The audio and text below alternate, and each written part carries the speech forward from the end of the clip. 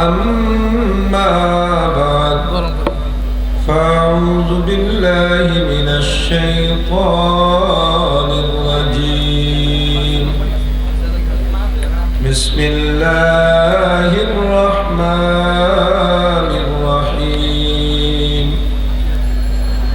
يا أيها الذين آمنوا اتقوا الله ولتنظر نفس ما قدمت لغد واتقوا الله إن الله خبير بما تعملون صدق الله المولى العظيم وصدق رسوله النبي الكريم ونحن على ذلك من الشاهدين والشاكرين والحمد لله رب العالمين সবাই মুহাব্বতের সাথে জবান সারিয়ে দুরূদ শরীফ পড়ি আল্লাহুম্মা সাল্লি আলা সাইয়্যিদিনা ওয়া নাবিয়িনা ওয়া শাফিঈনা صل على سيدنا ونبينا وشفيعنا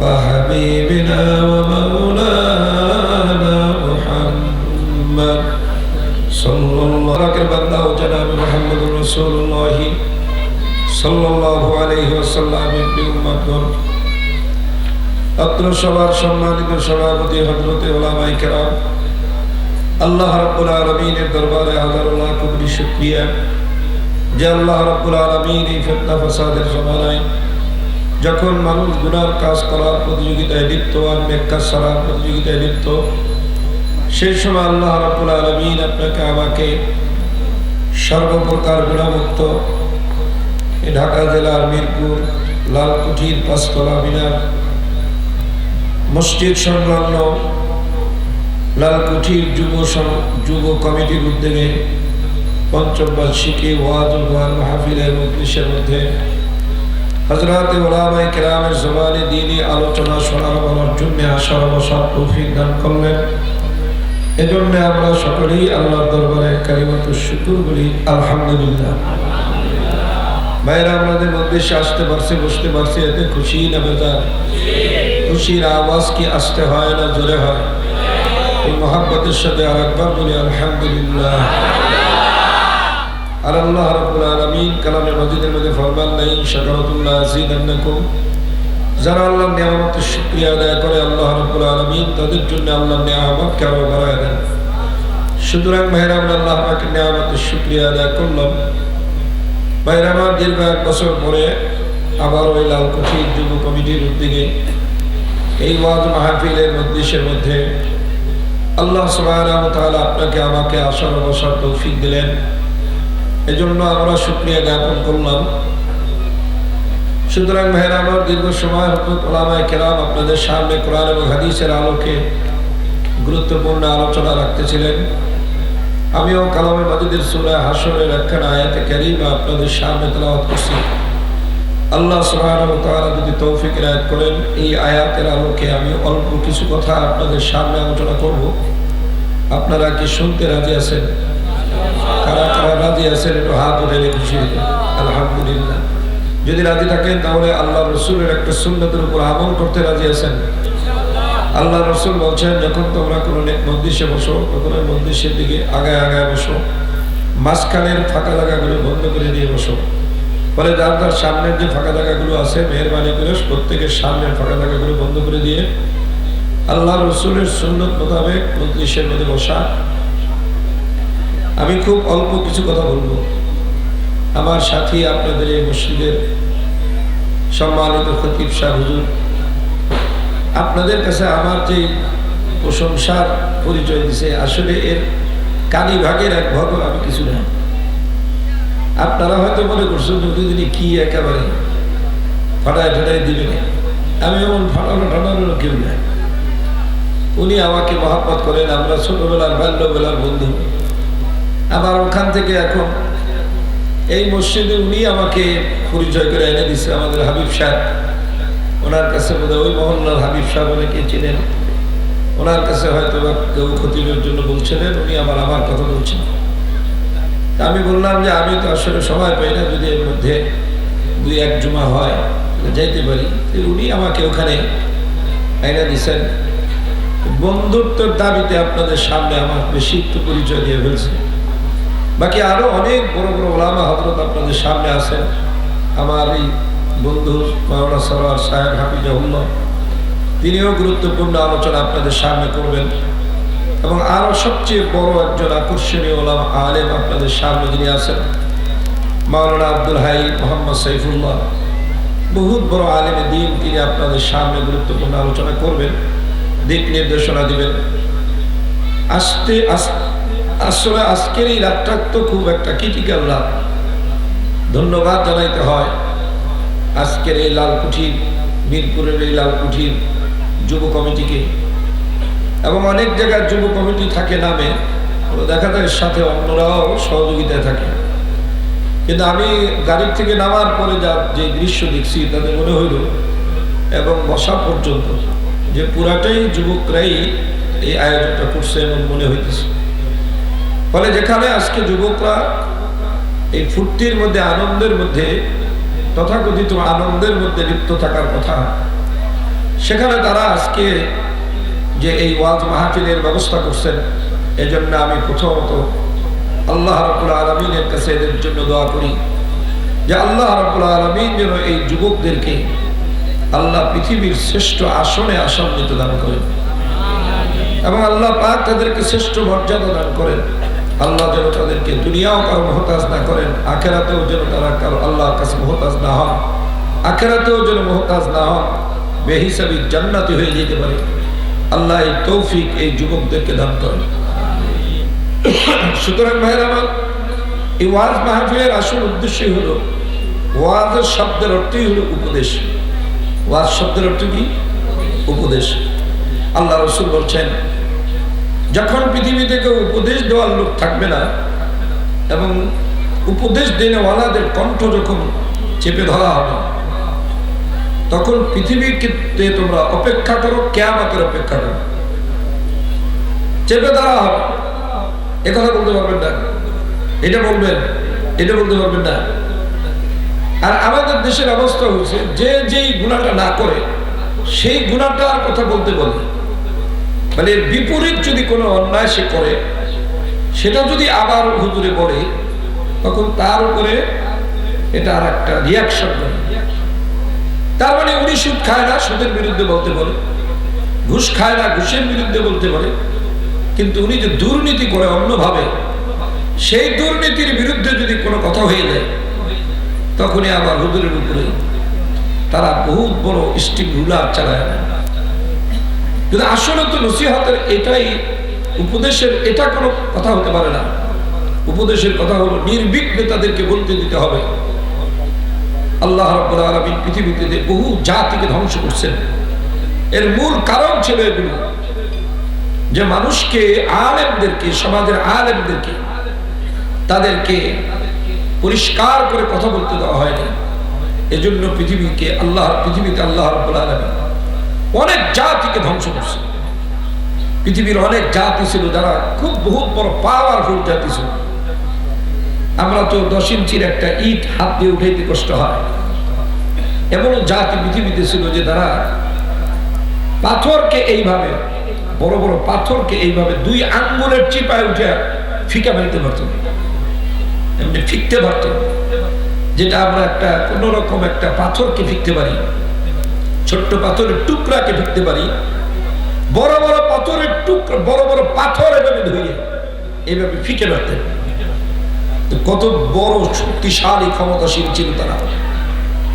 আল্লাহ রাব্বুল আলামিন এই জাতিগুলিকে ধ্বংস করছেন।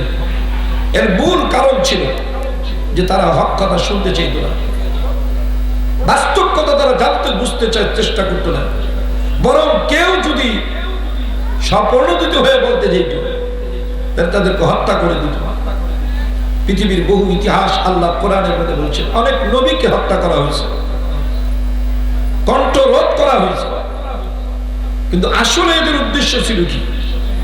মানুষকে রাস্তা দেখানো, সৎ পথ দেখানো, যেই পথটা মানুষকে ইহলৌকিক এবং পারলৌকিক দুনো জাহানের মুক্তির ফয়সালা করবে, এমন একটা পথ দেখানোই হলো আলেমদের দায়িত্ব। আমাদের দেশে আবার অনেকের মধ্যে বিষয়টা এরকম যে আলেম ওলামারা শুধু ইবাদত করবে, তারা দোয়া কালাম করবে, তারা একেবারে আল্লাহর নৈকট্যশীল বান্দা হয়ে যাবে। আমরা আকাম সাকাম দুষ্টমি ভাজলামি যা করি তারা শুধু আমাদেরকে দোয়া করবে, আমাদেরকে নিয়ে তারা জান্নাতে চলে যাবে। অনেকের মধ্যে আবার এই চিন্তা চেতনা, কিন্তু আসলে কোনোটার সাথে ইসলামের কোনো সম্পর্ক নেই। বরং আল্লাহ রাব্বুল আলামিন আল্লাহ রাসূলকে বলছেন, আমি আপনাকে উকিল বানায় দুনিয়াতে পাঠাইনি, আপনাকে পাঠাইছি আমার কথাগুলো আমার বান্দাদের কাছে পৌঁছাইয়া দেওয়ার জন্য। ফলে আমরা আপনাদের কাছেও আসছি আল্লাহর কথাগুলো আপনাদের কাছে পৌঁছাইয়া দেওয়ার জন্য। যেহেতু আল্লাহ রাসূল বলছেন আল উলামা ওয়ারাসাতুল আম্বিয়া, আলেমগণ হলো ওয়ারিস, আম্বিয়া আলাইহিস সালাতু ওয়াস সালাম নবীদের ওয়ারিস। এজন্য আমরা ওয়ারিসের সেই ওয়ারিসত্বতার অধিকারী আপনাদের কাছে আল্লাহর কাছে পৌঁছাইতে আসছি। মানা না মানা আপনার, মানা না মানা আমার। আমার কবরে আমি যাব না, আপনি যাবেন না। আপনার কবরে আমি যাব না। আপনার সিদ্ধান্ত তিনি নেবেন, আমার সিদ্ধান্ত তিনিই নেবেন। তিনি হলেন কে? জোরে চিৎকার মেরে বলেন কে? সুতরাং এই মুহূর্তে আমার একটা ক্লাস 9 বা 10 এর বইতে পড়ছিলাম, সেই ছোটবেলার 80-র দশকে, এখন আছে কিনা জানি না, ইংরেজি বইতে একটা ঘটনা ছিল। সক্রেটিসের একটা গল্প ছিল। সক্রেটিস ইউরোপের একজন দার্শনিক ছিলেন। তিনি ইউরোপের মানুষের যখন এই অনৈতিকতা দেখলেন যে তারা বেলাল্লাপানা, মদ্যপায়ী, নেশাগ্রস্ত, কিশোর গ্যাং, কত নামে তারা অপরাধের মধ্যে লিপ্ত, এগুলো দেখে সক্রেটিস তার সমাজকে বলতেছিল যে ভাই, তোমরা এই অন্যায়গুলো করো না, এই অপরাধ করো না, মদ্যপান করো না, ব্যভিচার করো না, অন্যের হক নষ্ট করো না, যা মনে চায় তাই করো না, জীবনটাকে সুন্দর করে গঠন করো। সক্রেটিস এমন মানুষগুলিকে উপদেশ দিতেছিলেন। লোকেরা খুব বিরক্ত হয়ে গেল, এই লোক আমাদের সমাজে থাকার যোগ্য না, আমরা আমাদের যা মনে চায় আমরা করবো, আমাদের ব্যক্তি স্বাধীনতা আঘাত করতেছে। আমরা অনেকে স্বাধীনতা বলতে এটাই মনে করি যে স্বাধীনতা মানে আমার যা মনে চায় আমি তাই করবো। এটার নাম কি স্বাধীনতা হতে পারে? এটা কি কোনো স্বাধীনতা হলো যে আমার যা মনে চাইবে আমি তাই করব? যদি যা মনে চাই আমি তাই করব, তাহলে রাষ্ট্রে আদালত কেন, সংসদ কেন, আইন প্রণয়ন হয় কেন, কেন পুলিশ, কেন র্যাব, কেন এত সিআইডি ডিএবি, কি প্রয়োজন ছিল? যদি স্বাধীনতার অর্থ এই হবে আমার যা মনে চাবে আমি তাই করব, আমার যা মনে চাবে আমি তাই করব। দেখুন আমাদের দেশে কি না খাওয়ায়, বিয়ে শাদীর অনুষ্ঠান করবে, কোনটা বলবেন, কোন সাইড বাদ দিবেন? বিয়ে শাদীর অনুষ্ঠান হবে, বাদ্যযন্ত্র বাজাবে, এমন ভাবে বাজাবে পুরোটা শহর মনে হয় বিল্ডিং গুলো সব কাঁপতে থাকে, কাঁপতে থাকে। আমি স্বাধীন, আমার যা মনে চাই আমি তাই করবো। এটা স্বাধীনতার অর্থ হলো? এটার নাম স্বাধীনতা? সুতরাং আল্লাহর বান্দারা একটু ঠান্ডা মাথা চিন্তা করে দেখেন, এর নাম স্বাধীনতা হতে পারে না, এটার নাম স্বাধীনতা হয় না, এটার নাম স্বাধীনতা না। এই যে আজকে রাত্রে দেখবেন এমন ভাবে বাজিটাকে ফুটাবে, আতঙ্কিত হয়ে যাওয়ার কথা, সারা মনে হবে যে বহির্বিশ্বমুখী বাংলাদেশে আক্রমণ করছে। এইভাবে বাজিগুলিকে ফুটাবে, ঠাস ঠাস শব্দ হবে, বাচ্চাগুলো ঘুমের থেকে জেগে উঠবে, অনেকে হৃৎপিণ্ডে আঘাত করবে, হার্ট অ্যাটাক করবে, তারপরও চালিয়ে যাবে। কেন? আমরা স্বাধীন। আমার সময় অল্প, বা আমিও অল্প কথাই বলবো, আরো অনেক ওলামা হযরত আছেন, এজন্য আমি সবটা আপনাদেরকে এইভাবে বলতে পারতেছি না। বাকি এতটুকু বলবো যে এর নাম স্বাধীনতা হতে পারে না। সর্বোপরি কথা হলো, কোন মানুষ স্বাধীন না, মাগরিবের পরে যিনি বয়ান করতেছিলেন মানিকগঞ্জের এক হুজুর, তিনি বলতেছিলেন যে আমরা স্বাধীন না, আর স্বাধীন মানুষ কোনোদিন বিনিময় পায় না, মানুষ কোনোদিন স্বাধীন না। আমাদের যিনি সৃষ্টি করছেন রব, তিনি বলছেন তোমরা হলো গোলাম। তোমরা হলো কি? জোরে বললে খুশি হইতাম। তবে গোলাম অন্য কোন মাখলুকের গোলাম নই, আমরা গোলাম হলাম খালেকের গোলাম। আমাদেরকে যিনি বানিয়েছেন তার গোলাম, তিনি হলেন কে? সুতরাং মানুষ কোনোদিন স্বাধীন হতে পারে না।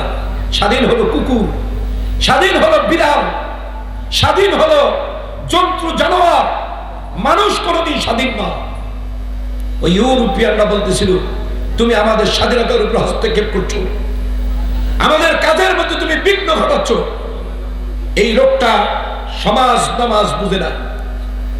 দেখবেন আমাদের সমাজে কেউ যদি পর্দা করতে চায়, কই আপনি তখন তাকে তো পর্দা করতে দেন না, সেখানে আপনি বাধা দেন কেন? এই স্বাধীনতার নামে কি স্বাধীনতা হলো? কয়েকদিন আগেও দেখলাম ঢাকা ইউনিভার্সিটিতে কোন বিভাগে নোটিশটা দিয়ে দিয়েছে, বোরকা পরে কেউ আসতে পারবে না। এটা কিসের স্বাধীনতা? এটা এই স্বাধীনতাকে আমরা ধিক্কার জানাই। স্বাধীনতা হলো নাকি? পৃথিবীর কোন মানুষ স্বাধীন হতে পারে না। এরা রাষ্ট্রের কাছে দায়বদ্ধ, সমাজের কাছে দায়বদ্ধ, সর্বোপরি আমরা দায়বদ্ধ কার কাছে? চিৎকার করে বলেন কার কাছে? আল্লাহর কাছে। দায়বদ্ধ ব্যক্তি কোনোদিন নিজেকে স্বাধীনতা দাবি করতে পারে না। স্বাধীন হলো কুকুর, স্বাধীন হলো বিড়াল, স্বাধীন হলো শৃগাল, স্বাধীন হলো জানোয়ার, কোন মানুষ কোনোদিন স্বাধীন হতে পারে না। আল্লাহ বলছেন। কে বলছেন? চিৎকার করে বলেন কে বলছেন? ফলে একজন পর্দা করতে চাবে, বলে যে এই সমাজ নামাজ বুঝে না, ভাই বোনদের মধ্যে একটা ভাগ সৃষ্টি করতেছি,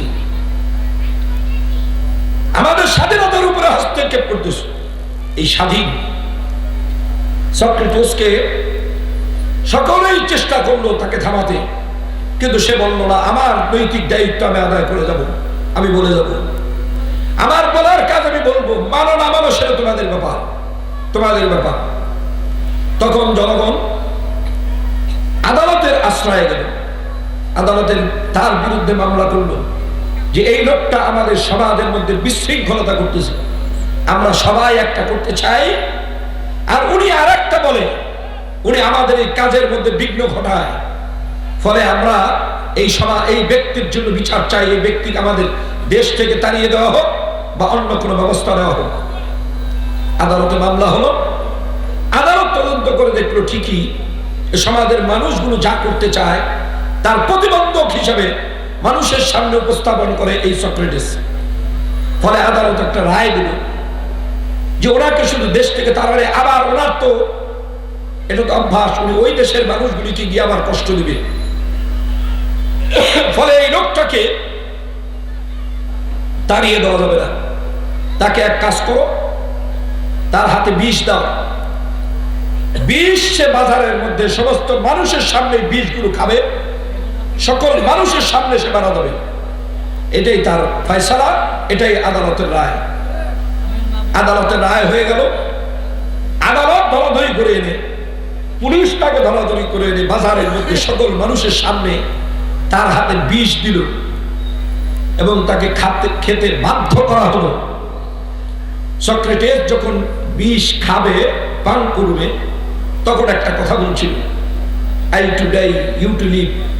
Which is better? Only God knows. বিষ আমাকে দিলে, রাষ্ট্র আমাকে বাধ্য করলো বিষ খেতে, আমি বিষ খেয়ে মারা যাব, আমি থাকবো না, আমি চলে যাচ্ছি, তোমরা থাকবে।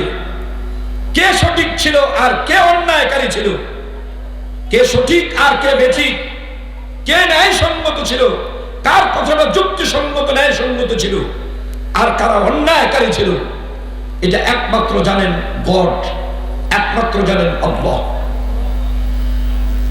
সক্রেটিস এই কথাটা বলতে বলতে বিষ পান করতে বাধ্য, রাষ্ট্র তাকে বাধ্য করতেছে, তুমি এই সমাজে বাস করার যোগ্য মানুষ না, সবাই চায় একটা, তুমি করাবো আর একটা, তুমি এই সমাজে থাকার যোগ্য না। ফলে সে বিষ খেয়ে মারা গেল। এরপরে তার আত্মীয় স্বজনরা একটা মামলা করলো, 200 বছর পর্যন্ত এই মামলা চলল। মামলার 200 বছর পরে একটা রায় হলো। রায়ে সর্বোচ্চ আদালত সিদ্ধান্ত জানালো যে সক্রেটিসকে যে অপরাধে হত্যা করা হয়েছে, রাষ্ট্র তাকে মৃত্যুদণ্ড দিয়েছে, এই মৃত্যুদণ্ডটা ছিল অন্যায়। 200 বছর পরে হয়েছে। সুতরাং মুসল্লিয়ানে কেরাম, যারা শিক্ষিত এবং যারা 80 দশকের ছাত্র, আমার মনে হয় তারা আমার এই গল্পের সাথে একমত হবেন। এটা ইংরেজি 9ম শ্রেণী অথবা 10ম শ্রেণীতে আমরা এই গল্পটা পড়ছিলাম। সুতরাং কেন আপনাদেরকে শোনালাম যে আলেম ওলামারা আপনাদের সামনে বয়ান করবেন, বয়ান আপনারা শুনবেন, আজকে শুনবেন, আগামীতেও শুনবেন, কিন্তু মনে রাখবেন কোন বিষয়বস্তু তাদেরকে বাধ্য করে না দেওয়া। এটা বলবেন, এটা বলবেন না, এটা করেন, এটা করবেন না। কেননা তাদের দায়িত্ব আছে। তাদের দায়িত্ব হলো জনগণকে বলে দেওয়া, মানা না মানা আপনার, মানা না মানা আমার। তার দায়িত্ব যদি সে পালন না করে, তাহলে এই মৌলবীও আল্লাহর কাছে ধরাশায়ী হবে, সেও আল্লাহর কাছে ধরাশায়ী হবে। সুতরাং আর আপনারাও যদি তাদেরকে কথা বলতে না দেন আর এইভাবে হত্যাও করেন, একদিন দেখবেন হয়তোবা সেদিনটা আজকে দুনিয়াতে হতে পারে, না হয় আখিরাতে অবশ্যই হবে। সবচেয়ে বড় আদালত যেটা, সেটা হলো আল্লাহর আদালত। আল্লাহর আদালতের চেয়ে বড় কোন আদালত পৃথিবীতে আর নেই। যেই আদালতের বিচারপতি হবেন একজন, তিনি হলেন কে? চিৎকার মেরে বলেন কে? ওই আদালতে আপনার রায় হবে যে আপনি সঠিক করছিলেন না বেঠিক করছিলেন, ন্যায় করছিলেন না অন্যায় করেছিলেন। সুতরাং আমরা আপনাদেরকে যে কথাগুলো বলার জন্য আমি আজকে আপনাদের সামনে কথাটা আনলাম, সেটা হলো যে এই দিন কিন্তু দিন না। ওই যে আমাদের বাংলাও একটা কথা আছে যে এই দিন না, আরো দিন আছে, এই দিনে কে নিয়ে যাবে সেই দিনেরও কাছে। আর সেই দিনটা হলো কোথায়? সেই দিনটা হলো কোনটা? সেই দিনটা হলো আখিরাত, সেই দিনটা হলো কবর, সেই দিনটা হলো কিয়ামতের ময়দান। যেই দিন একবার গিয়ে যদি পা দিই আর কোনোদিন সেখান থেকে ফিরে আসা যাবে না। সেই কথাগুলো বলার জন্যই আজকের এই মাহফিলের ব্যবস্থা ইন্তেজামিয়া কমিটি এই কাজটা করেছেন।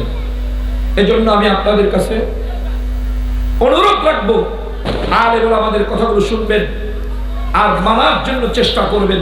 আল্লাহ আমাদের সবাইকে তৌফিক দান করেন। আমাদের এই জীবন, একদিন আমরা এই পৃথিবীতে ছিলাম না, পৃথিবীতে যারা ছিলেন তাদেরকে আমরা চিনতাম না। আজকে আমরা আছি, আবার একদিন আমরা থাকবো না, আমরা পৃথিবী ছেড়ে চলে যাব। যারা আবার এই পৃথিবীতে বাস করবেন, থাকবেন, তাদেরকে আমরা চিনব না, যারা থাকবে তারাও আমাদেরকে চিনবে না। ঠিক না ঠিক? তাহলে দুনিয়ায় কেন আসলাম, কেন যাচ্ছি?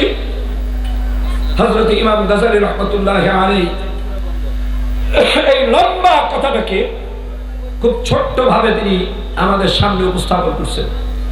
তিনি বলেন যে এক দেশে এক বাদশা ছিলেন। বাদশা তার 3 মন্ত্রীকে নির্দেশ দিলেন, এই নাও, এই তোমাদের 3 জনকে 3টা ব্যাগ দিলাম, এই ব্যাগ 3টা নিয়ে বাগানে যাও। প্রত্যেককে একটা করে ব্যাগ দিলেন, এই ব্যাগ নিয়ে বাগানে যাও। 3 জন বাগানে গেলেন যে আমার জন্য তোমরা এই ব্যাগ ভইরা, নিজেরা ব্যাগ ফল পাইরা, নিজেরা আমার জন্য ফল বহন করে নিয়ে আসবা আমার জন্য। কার জন্য? বাদশার জন্য। কার জন্য? সবাই বললে খুশি হতাম। বাদশার জন্য। বাদশা বললেন যাও। 3 মন্ত্রী বাগানে চলে গেলেন, ফল নিয়ে আসলেন, বাগানে গেলেন। প্রধানমন্ত্রী মনে মনে চিন্তা করতেছেন, ফলটা চেয়েছেন কে? বাদশা। তাহলে বাদশার জন্য কেমন ফলটা নেওয়া দরকার? এজন্য সে বাগানের মালিককে জিজ্ঞাসা করলেন কোন গাছের ফল স্বাদ বেশি, কোন গাছের ফল মজাদার বেশি, মিষ্টি বেশি। এই গাছগুলো তালাশ করে করে সে ওই গাছের উঠে নিজে গিয়ে ফল পাড়া শুরু করলেন। ওটা দিয়েও ফল পারে না, যে যদি কোটা দিয়া ফল পারি ওই ফলগুলো পইরে ফাইটা যাবে, দাগ পড়বে, বাদশার সামনে এগুলো নেওয়াটা ভালো দেখা যায় না। এই জন্য সে নিজে গাছে উঠে ভালো ভালো ফল পাকা পাকা ফল দিয়ে ব্যাগ ভরতেছিলেন। দ্বিতীয় মন্ত্রী মনে মনে চিন্তা করলো, বাদশাহ ফল দিয়ে কি করবে? বেহুদা, বাদশার যদি এত ফলই প্রয়োজন, বাদশার তো লোকের অভাব নাই, আমাদেরকে কিছু ফলের জন্য কি কোন মতলব হয়েছে কি জানে। যাকে ফল নিলেই হয়েছে, খুলে দেখার সময় তো তার নেই, খাবারের সময় পায় না, সে ফলের বোঝা খুলে দেখবে কখন। এজন্য সে বাগানে পড়ে থাকা পচা ফোটা পাকা যা পাইছে তা দিয়েই ব্যাগ ভরছে। যদি খুলে ফেলায় এজন্য ব্যাগের মুখের সামনে কিছু ভালো ফল দিয়ে ব্যাগটাকে ভরছে। তৃতীয় মন্ত্রী মনে মনে চিন্তা করলো, বাদশাহ ফল দিয়ে কি করবে?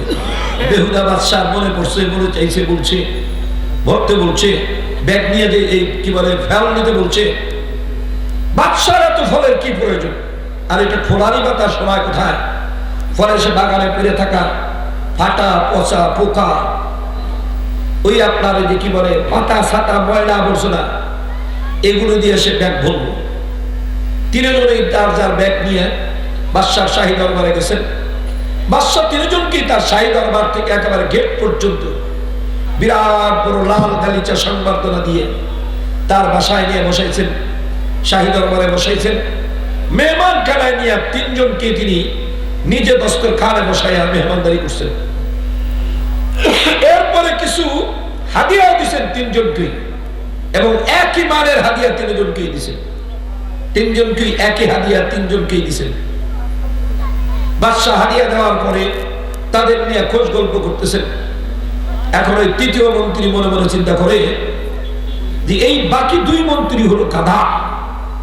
দেখছো এই বোঝাটাকে ভরছে, ব্যাগগুলিকে ভরছে ফল দিয়ে, কত কষ্ট করে ফলগুলো বহন করে নিয়ে আসতে, ফল পাড়াটা কত কষ্ট হয়েছে। প্রধানমন্ত্রী ধরো এক নম্বর গাধা, গাছে উঠছে ফল পাড়তে। যদি ফল পাড়ার সময় পড়তো তাহলে বুঝতো কোমর ঠোমর ভেঙে। বাদশাকে খুশি করার মজা সে বুঝতো। সে নিজে খুব পণ্ডিত, সে মনে করতেছে আমি চালাক, আর এই দুই মন্ত্রী হলো বোকা গাধা, এমন কল্পনা করতেছে। এমন সময় বাদশাহ নির্দেশ দিলেন, জেলারকে ডাকো, যাও এই তিন মন্ত্রীকে জেলখানা নিয়ে যাও। বাদশার নির্দেশ, জেলখানা নিয়ে যাইতেছে। বলে এই তিন মন্ত্রীকে আলাদা আলাদা কামরার মধ্যে আটকাই দিবা, আলাদা আলাদা কামরা আটকাবা। বাগান থেকে যেই ফল নিয়ে আসতে তার সাথে সেই ফলের ব্যাগটা তার সাথে দিয়ে দিবা। 7 দিন পর্যন্ত ওই কামরার মধ্যে তাদেরকে আটকায় রাখবা। 7 দিনের মধ্যে তাদের সাথে কেউ কথা বলবা না, দেখাও করবা না, খাবারও দিবা না, পানিও দিবা না।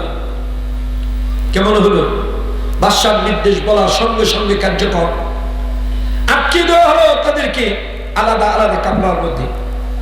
বাদশার নির্দেশ সাথে সাথে বাস্তবায়ন হয়ে গেল। প্রধানমন্ত্রী কি নিয়েছিলেন? ভালো ভালো ফল। ফল এমন একটা খাদ্য যা পানির চাহিদাও মিটায়, ক্ষুধার চাহিদাও পুরায়। 7 দিন পর্যন্ত সে ফল টল খাইয়ে এমন ভাবে সুস্থ ভাবে বসে রয়েছে, যেদিন বাই করে আনছে মনে হয় যে সে শ্বশুর বাড়ির থেকে বেড়ায় আসে। দ্বিতীয় মন্ত্রী 3 দিন পর্যন্ত ভালো ফলগুলো খেয়েছিলেন। বাকি 4 দিন জীবন বাঁচাবার জন্য ওই পোকা ফাটা পচা ওই ফল টল খাইয়া পেট নষ্ট করে একেবারে মেখে চুকে ময়লা হয়ে ঘুরে গেছে। তৃতীয় মন্ত্রী কিনেছিল সালাক, কিনেছিল সালাকে, অতি সালাকে গলায় দড়ি। সালাক কিনেছিল পাতা সাতা ময়লা আবর্জনা। পাতা সাতা ময়লা আবর্জনা খাওয়া যায়? সবাই বললে খুশি হইতে। 7 দিন পর্যন্ত না খাইতে খাইতে ময়রা শুটকি হইয়া পিঁপড়ার খাদ্যে পরিণত হয়ে গেছে। ইমাম গাজালি রাহমাতুল্লাহ আলাইহি আমাদেরকে বলেন, মনে শোনো, তোমার আমারও একজন বাদশাহ আছেন, তোমার আমার বাদশার নাম হলো আল্লাহ। আমাদের বাদশার নাম কি? চিৎকার করে বলেন, আমাদের বাদশার নাম কি? ইন্না বাতশা রাব্বিকা লাশাদীদ। জেনে রাখো তোমাদের রব, তোমাদের বাদশা, ওই বাদশার নাম হলো আল্লাহ। ওই বাদশার নাম কি? জবান সারিয়া চিৎকার মারিয়া বলেন, বাদশার নাম কি? ওই বাদশার নাম হলো আল্লাহ। লাশাদীদ। জেনে রাখো এই রবের আযাব বড় শক্ত। এই দুনিয়াতে আল্লাহ রব আমাদেরকে, বাদশা আমাদেরকে পাঠিয়েছেন, যাও নিজের জীবনের আমলকে ভইরে নেক আমল নিয়ে দুনিয়ার থেকে কবরে আসো, যাও। আমরা মনে করতেছি যারা টুপি মাথায় দেয় এরা বোকা। এক প্রফেসর আমাকে বলতেছিলেন, আর অনেক আগের কথা, বলে বোকার পরিচয় হলো দাড়ি, বোকার পরিচয় হলো টুপি, বোকার পরিচয় হলো সুন্নতি জামা, বোকার পরিচয় হলো যারা আর্জেন্টিনা ব্রাজিল নিয়ে চিল্লাচিল্লি করে নেই, এরা হলো বোকা। আর তোমরা যারা চিল্লাচিল্লি করছিলে, তোমরা ভাবছিলে তোমরা বড় চালাক। তৈয়ার হও, প্রস্তুতি নাও। আমরা শুধু বলার ভাগী, আমরা তোমার উপকার করারও কেউ না, ক্ষতি করারও কেউ না। মনে রাখবা তোমাদেরই ক্ষতি, আমাদের কিছু যায় আসে না। দেখা হবে কিয়ামতের ময়দানে। দেখা হবে কোথায়? কিয়ামতের ময়দানে। আজকে এই যে মুসলমানের প্রত্যেকটা কাজের মধ্যে ছিল ইবাদত, প্রত্যেকটা কাজের মধ্যে ছিল গোলামি, প্রত্যেকটা কাজের মধ্যে ছিল দাসত্ব। গোলাম কাকে বলে? যে মনিবের পূর্ণ নির্দেশকে পুঙ্খানুপুঙ্খভাবে মানতে বাধ্য, এর নাম হলো গোলাম। এর নাম কি? গোলাম। আল্লাহ আমাদেরকে ধর্ম দেন নেই, আল্লাহ আমাদেরকে দিয়েছেন দিন। আর দিন শব্দের অর্থ হলো জীবন ব্যবস্থা দিয়েছেন, জীবন ব্যবস্থা, জীবন ব্যবস্থা। ধর্ম হলো কিছু আনুষ্ঠানিকতার নাম, আর জীবন ব্যবস্থা টোটাল কমপ্লিট জীবন। আমার পুরো জীবনটা, আমার লাইফ পুরাটা আল্লাহ রাব্বুল আলামিনের নির্দেশ দিয়ে দিয়েছেন। একেবারে এই আঙ্গুলের চারি কাটার থেকে শুরু করি, চারি কাটার নির্দেশটা আল্লাহ দিয়ে দিয়েছেন। কিভাবে কাটতে হবে, কাটতে হবে, ইস্তেনজা কিভাবে করতে হবে, বাহির কিভাবে হতে হবে, বিয়ে শাদী কিভাবে করতে হবে, রাষ্ট্র কিভাবে পরিচালনা করতে হবে, রাজনীতি কিভাবে করতে হবে। আল্লাহ পাক রব্বুল আলামিন পূর্ণ জীবন ব্যবস্থা আমাদেরকে দিয়েছেন, এর নাম হলো দিন। আর এটাই কোরআনে আল্লাহ বলছেন, ইন্নাদ-দীন ইনদাল্লাহিল ইসলাম। আমার তার জীবন ব্যবস্থার নাম হলো দিন, আর এই দিনের জীবন ব্যবস্থার নাম হলো ইসলাম। এই জীবন ব্যবস্থার নাম কি? জোরে বললে খুশি হতাম। এই জীবন ব্যবস্থার নাম কি? ইসলাম। ইসলাম হলো জীবন ব্যবস্থা। কিভাবে খুশি করবেন, খুশি প্রকাশ করবেন, কিভাবে হাসবেন, কিভাবে কাঁদবেন, কখন কাঁদবেন, কোন জায়গায় কাঁদবেন, কিভাবে কাঁদতে হবে, কিভাবে হাসতে হবে, কিভাবে খেলতে হবে, এমন কোন বিষয় নাই, এমন কোন বিষয় নেই যে কথাটা আল্লাহ রাব্বুল আলামিন বলেন নেই, আল্লাহ রাসূল বলেন নেই, সব বলে দিয়ে গেছেন। দুর্ভাগ্য আমাদের, আমরা ধর্ম নিয়েছি রাসূলের থেকে, আর সংস্কৃতি নিয়েছি বিধর্মীদের থেকে। আজকে আমরা এই রাতে মাপ পান করবে যুবকরা, এই মাত্র 12টা বাজলে তারা বাজে ফুটাবে, মানুষকে আতঙ্কিত করবে। ও যুবক, তুমি তো মুসলমান, তুমি তো মুসলমান, তোমার তো জাতিসত্তা আছে, তোমার তো জীবন ব্যবস্থা আছে, তুমি তো একটা কুকুরের মতো ছেড়ে দেওয়া জানোয়ার না, তোমার তো লেগাম আছে, তোমার এই লেগামটাকে আটকে ধরো। যদি তুমি মুক্তি পেতে চাও, জেনে রাখবা তোমার আমার জন্য কিন্তু একটা কুঠুরি আছে, একটা ঘর আছে, একটা কামরা আছে, যেখানে তোমার বাবাও যাবে না, মাও যাবে না, কোনো মৌলবি যাবে না, কোনো নেতা যাবে না, তোমাকে আমাকে একা একাই যেতে হবে। সেই কামরাটার নাম হলো কবর। সেই কামরাটার নাম কি? জোরে বললে খুশি হতাম। কামরা আফসোস আর সমাধান দেওয়ার মতো কেউ থাকবে না। সুতরাং অনুরোধ থাকবে আমার, এই যুবকরা লালকুঠির যুব কমিটি, আজকে তাদেরকে অসংখ্য অসংখ্য ধন্যবাদ জ্ঞাপন করি। আমি কোন ভাষায় আমি যে ধন্যবাদ জ্ঞাপন করব আমার সে ভাষা নাই। তবে আমি অনুরোধ রাখবো, কমপক্ষে এই মাইকের শব্দ যতটুকু জায়গার মধ্যে যায়, আমরা এই আজকের রাতটাকে ইবাদতের রাত বানাবো। অন্তত পক্ষে যারা আমরা এখানে উপস্থিত আছি, আজকের রাতটাকে আমরা ইবাদতের রাত বানাবো, এই ওয়াদা কারা কারা করতে পারে? জোরে হাত উঠে আল্লাহকে দেখান, আল্লাহু আকবার। চিৎকার মেরে বলেন আল্লাহু আকবার। ইবাদতের রাত মানে আপনি আজকে নামাজ পড়ার জন্য দাঁড়ায় যাবে, আমি সেটা বলি না। ইবাদতের রাত হলো আপনি আজকে এখন মাহফিল শেষ হয়ে যাবে, গিয়ে ঘুমাবেন, এটাও ইবাদত, এটাই ইবাদত। আমরা ঘুমাবো, কোনো অশ্লীলতা যাব না। আমরা মাহফিল শেষ হবে গিয়ে ঘুমায় পড়বো। এই দিন রাত, এই দিন রাতের পরিবর্তন কোন মানুষকে কল্যাণ দিতে পারে না। আমাদের কল্যাণ দেওয়ার একমাত্র মালিক যিনি, তিনি হলেন কি? সুতরাং খুব ভালো করে মনে রাখা, মুসলমান একটা জাতিসত্তা, একটা জীবন ব্যবস্থা। আমাদের জন্য গণনার মাসও নির্ধারণ আছে, গণনার মাসও নির্ধারণ আছে, বছর নির্ধারণ আছে। আল্লাহ রসুল খুব সুন্দর করে সাজিয়ে দিয়েছেন। আল্লাহ রসুল আমাদের জন্য আলাদা মাস রাখছেন, আলাদা বছর রাখছেন। সেটা হলো হিজরি বছর। কি বছর? হিজরি বছর। এই এখানে 12টা মাস আছে, অথচ আমাদের দুর্ভাগ্য যে আমরা এই 12টা মাসের নাম জানি না। এই 12টা মাসের নাম জানি না। আমরা অনেকে মনে করি রোজার মাস মানে হলো যে রোজা রাখার জন্য রোজার মাস, এটা হলো রমজান মাস। কিন্তু না, এটা তো মাসের নাম, এটা মাসের নাম। আল্লাহু আকবার। মুহররম, সফর, রবিউল আউয়াল, রবিউল সানি, জমাদিউল আউয়াল, জমাদিউল সানি, রজব, শাবান, রমজান, শাওয়াল, জিলকাদ, জিলহজ, 12 মাস। কয় মাস? জোরে বলেন কয় মাস? জীবনও তো মনে হয় শোনেন নাই, আর জীবনও বলা তো মুশকিল। আল্লাহু আকবার। কি মুসলমান আমরা! ওদিন নোয়াখালী গেলাম, কোন ইউনিয়নের নির্বাচন চলতেছিল, ইউনিয়ন নির্বাচন। মাইকে ঘোষণা দিতেছে মিটিং হবে, অমুক ভাই মিটিং করবে। মিটিং এর সময় যে শুরুতে যে সালাম দিতেছে, দুর্ভাগ্য আমাদের মুসলমান যারা মাইকে সালাম দিতেছে, সালামটাই দিতে পারতেছে না। সালাম আলাইকুম না কি জানি করবে, বিসমিল্লাহ যে বললো, বিসমিল্লাহটা বলতে পারে না। হায় যুবক, সব তুমি পারলা, এটা পারো না। সব তুমি বুঝো, এটা বুঝো না। কি নিয়ে কবরের দিকে রওনা হয়েছে? খুব চিন্তা করা। এই দিন না, আরো দিন আছে।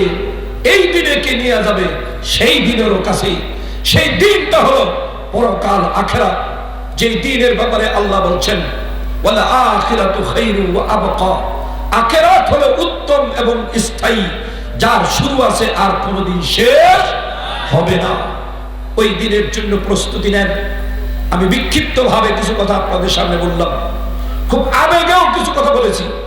এর মূল কারণ হলো এতটুকু যে নিজের চোখে যদি দেখি, একটা যুবক নাচতে নাচতে আগুনের মধ্যে পড়তেছে, তখন দুঃখ হওয়াটা স্বাভাবিক, কষ্ট হওয়াটা, বেদনা হওয়াটা স্বাভাবিক। সেই দাবির থেকে আপনাদের সামনে একটু জোরে কথা হয়েছে, আল্লাহর হস্তে মাফ করে দিবেন। বাকি আমার দাবিটা যুক্তিসঙ্গত কিনা একটু চিন্তা করে দেখবেন। 2 দিন আগে বাংলাদেশে খেলা গেল, সেই কোথায় খেলা গেল, এই খেলা নিয়ে যুবকরা যে চিল্লাচিল্লিটা করলো, রে খোদা, আমি তো একদিন ভয় পেয়ে গেছি। আমার মাহফিল ছিল আপনার সেই বাগেরহাট শরণখোলা, যে শরণখোলা শিরোর শুনছিলেন, শরণখোলায় মাহফিল 11টার দিকে শেষ হয়েছে। আইসা আবার এই মিরপুরে আপনাদের এখানে জুমা পড়ব, এই জন্য রাতেই রওনা দিছি। রওনা দিয়ে আসছি, ফজর পড়ছি ঢাকায় এসে। এমন কোন বন্দর নাই যে বন্দরের মধ্যে এমন কোন স্পট নাই যে স্পটের মধ্যে যুবকরা লাফালাফি না করতেছে। খালি লাফাইতেছে আর খালি কি জানি বলে, হো হো করে চিল্লাবে। যুবক, ওই আর্জেন্টিনা ব্রাজিল চিৎকার মেরে যদি তোমার ওই সময় মৃত্যু হয়ে যেত, কেমন হতো তোমার? সুতরাং বলতেছিলাম আজকে রাতটা আবার তোমার এইরকম একটা অপমৃত্যু না হয়, এরকম একটা অপমৃত্যু না হয় এই রাতে তুমি আবার আজকে নববর্ষের চিৎকার মেরা তুমি জাহান্নামী হয়ে কবরে চলে না যাও। এই দুঃখের থেকে তোমাদেরকে বলতেছি, আল্লাহর কসম এই দুঃখ থেকে বলতেছি, ফিরে এসো। মুসলমানের নিজস্ব জাতিসত্তা আছে। এই গান, বাদ্য, সিনেমা, অশ্লীলতা এগুলো মুসলমানের কাজ নয়। মুসলমানের কি কাজ? ওলামা হযরত থেকে জানো, ওলামা হযরত থেকে জেনে জেনে নিজের জীবনকে সুন্দর করে পরিচালিত করেন এবং এমন ভাবে জীবনকে গঠন করেন যে জীবন নিয়ে আমরা আল্লাহর সামনে বুক উঁচা করে দাঁড়াতে পারবো, এমন জীবন গঠন করে কবরের দিকে রওনা হই। আল্লাহ আমাদের সবাইকে তৌফিক দান করেন। আমা আলাইনা ইল্লাল বালাগ। আসসালামু আলাইকুম ওয়া রাহমাতুল্লাহ।